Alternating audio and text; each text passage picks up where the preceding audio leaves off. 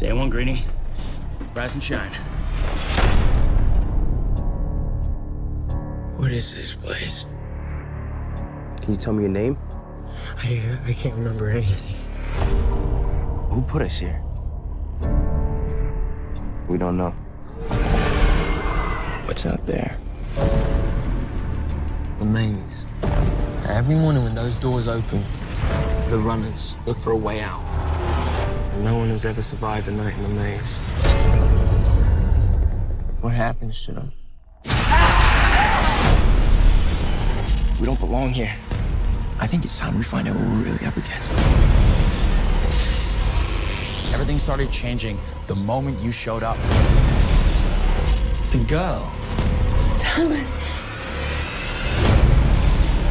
Why are we different? what if we were sent here for a reason? You're not like the others. You're curious. But if you want to stay here, I need to know that you're gonna follow the rules.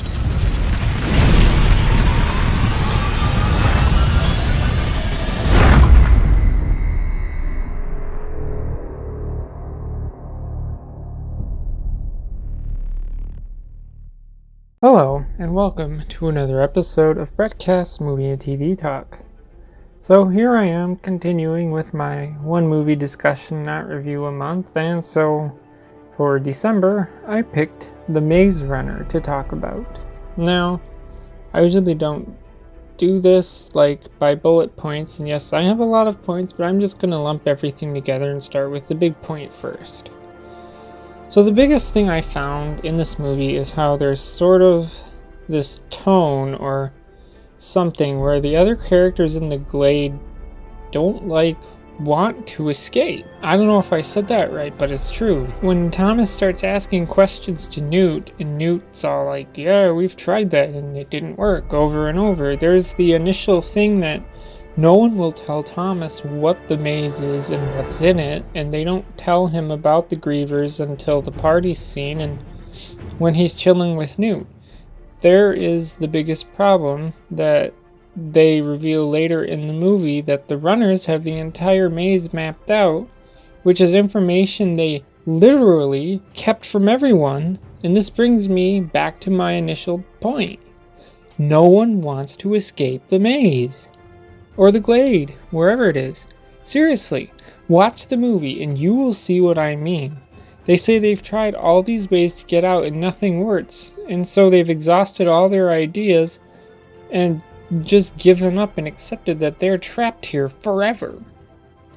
They basically force this idea on Thomas when he arrives too, like, sorry Thomas, you may have ideas on how to get out of here that the rest of them have not tried, but they've given up, so you should just not waste your time and accept that you are stuck in this place forever. They say they've been stuck there for 3 years or something, and in that time the runners have mapped the whole maze and yet not found a way out. They've also never killed a Griever until Thomas went and did that, which helps with them getting out of the maze, and not a single one of them figured that out before.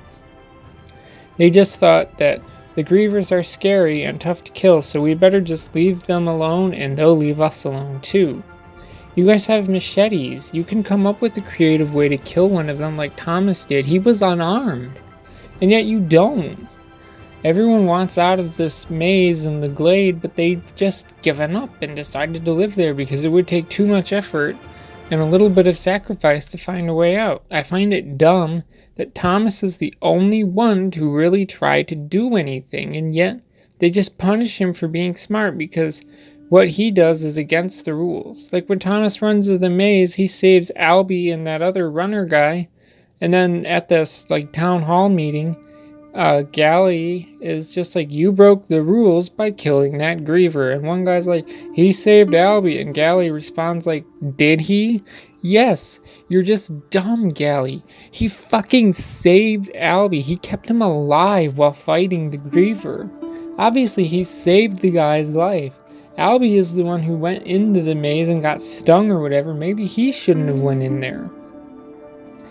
Another annoying thing is that they use phrases like no one goes in the maze, no one survives a night in the maze, and only runners go into the maze.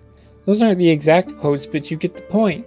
All of these phrases are based on assumptions. Yes, some of your people probably did die spending a night in the maze, but if you don't allow anyone besides the runners in the maze, how will you ever know? Take Ben, for example. Yes, they made him go in the maze because he got stung, but that's not my point. Yes, Ben was not there when the maze reopened in the morning and they all assumed that the grievers got him, but what if Ben is just in the maze somewhere still alive? You wouldn't know unless someone went in there. Yeah, what about the runners? Here, I hear you ask that. Maybe Ben is so hidden that even the runners can't find it. I know that sounds stupid, but it's completely possible.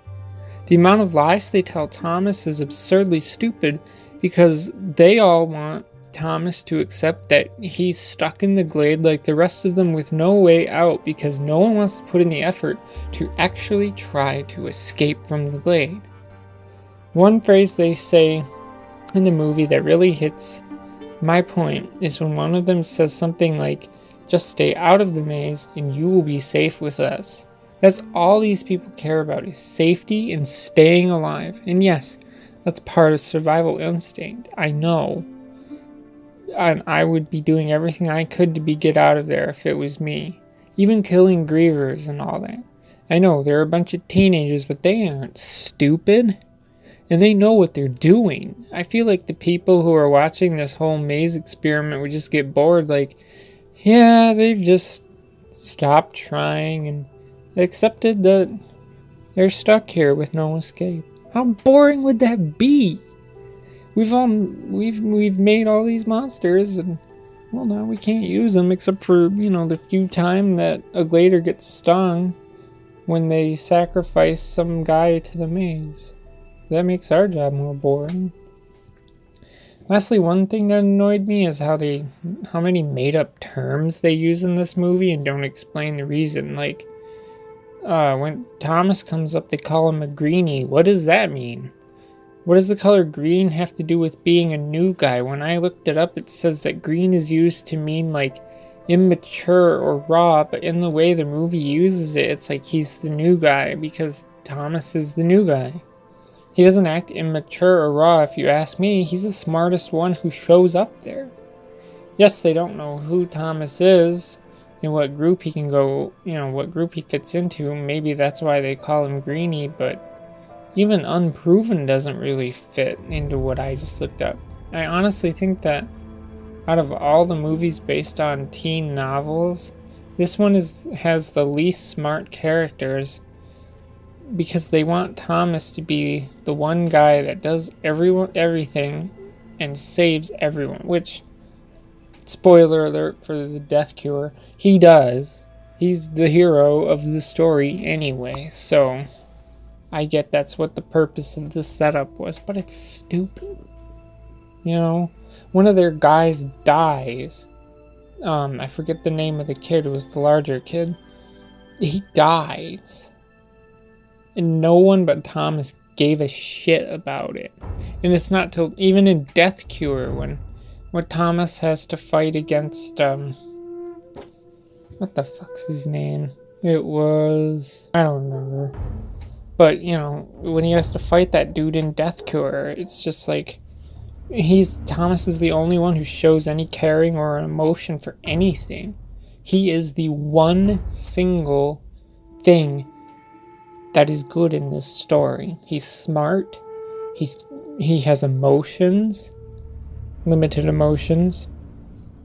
So, it's weak. I don't know if this is how it really is in the book. I never got around to reading The Maze Runner. But, yeah. So given all that I have said, I still like this movie. It's not a good movie. It's not a bad movie. It's just an average movie. And that's really all a movie like this can hope to achieve, if you ask me. That's all I have to say, so if you want to add to the conversation, leave a comment below. As always, thanks for listening, and goodbye.